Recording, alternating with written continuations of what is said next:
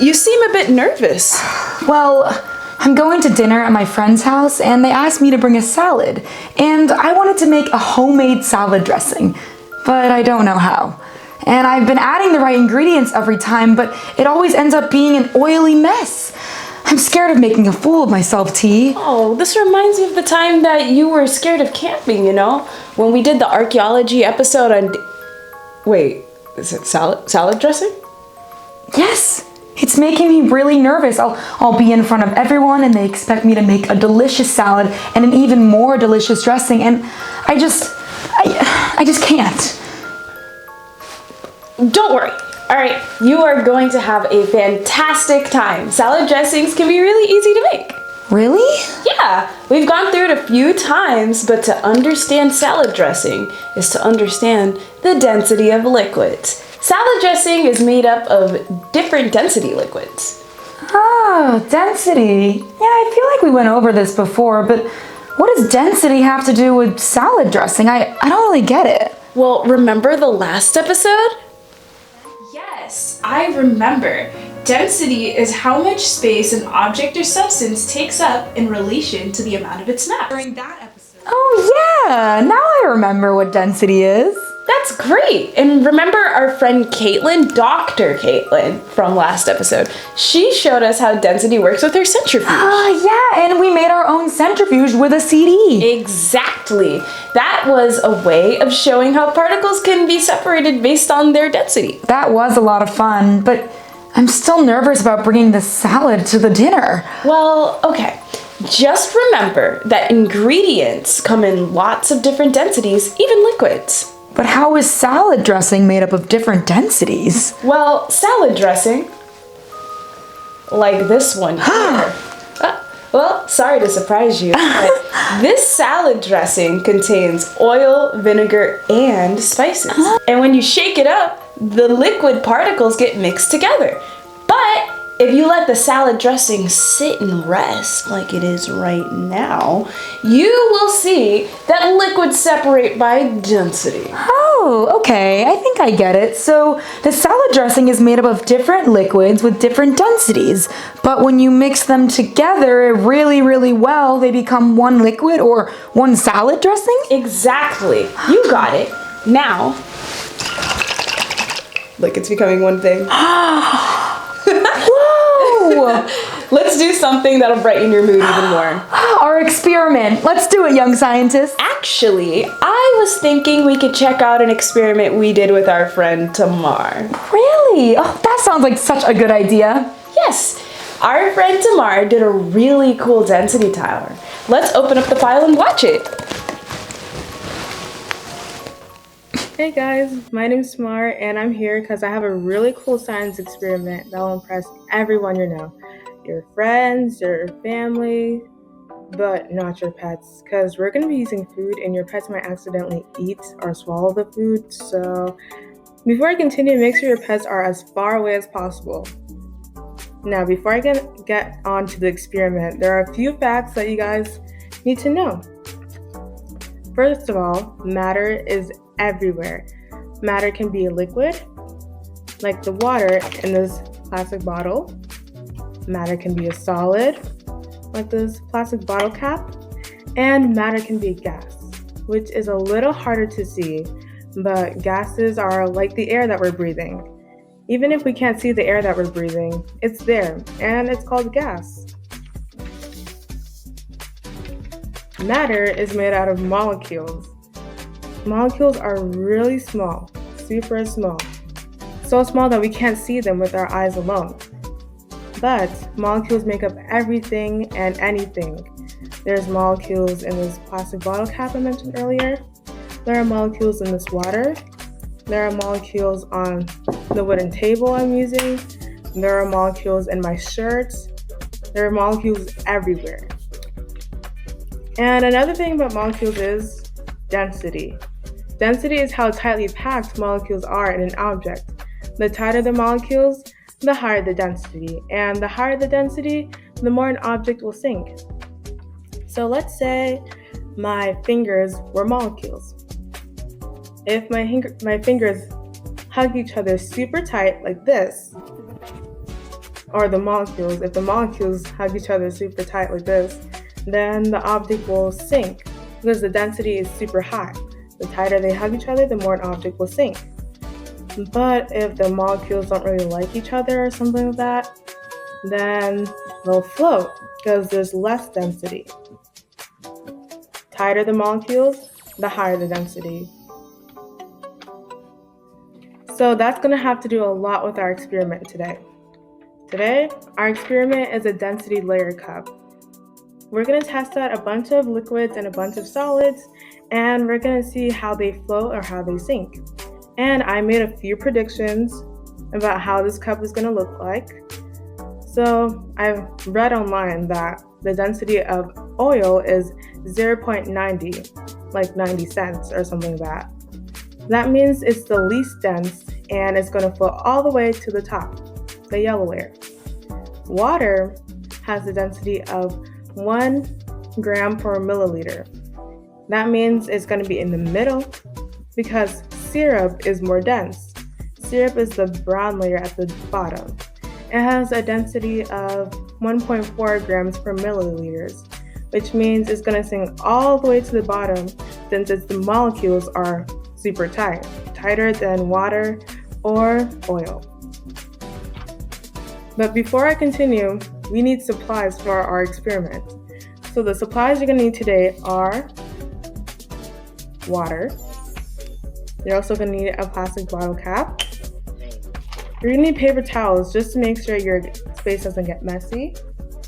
You're going to need an empty cup that's more taller than it is wide, like this one, and it has to be clear glass or clear plastic. You also need cooking oil, but not to cook. And you're going to need syrup. You're also going to need gloves in case things get messy, a sponge, rocks, and I don't really have food coloring, but you might want to use food coloring as well, or a lab coat. But the lab coat, the rocks, the gloves, and the sponges are all optional. So first, I'll just fix my camera. We're going to start off with putting on our gloves because we don't want to make a mess with our hands. And as I'm putting on my gloves, you might want to make predictions of your own. What do you think will happen? Remember, the lighter the density, the less the density, the more an object will float. The more density there is, the more an object will sink. Feel free to pause the video and make your own predictions if you want to. But once you've made your predictions, get your paper towel and place it on the table like this. Then you want to grab your cup. Remember, it has to be clear. That's how we're going to see all the liquids inside. We're going to start off with water. Pour your water in like so. There doesn't have to be any exact measurements, but a third of your cup should be good since we are dealing with 3 liquids right now. Next, you want to put in food coloring, but I don't really have any food coloring. But if you do, it'd be easier to see the water, and I'd recommend it. Next, you're going to put in syrup. Any brand of syrup works, but we're not going to be using the syrup to have breakfast.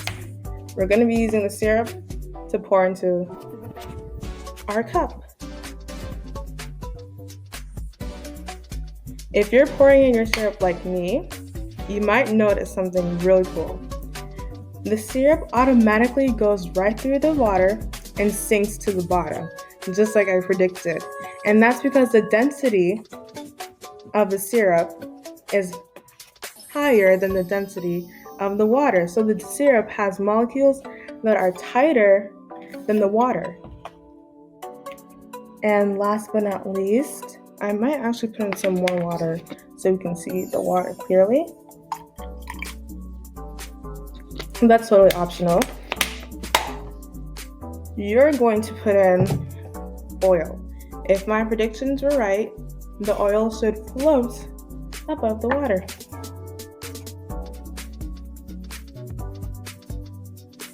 Carefully do this.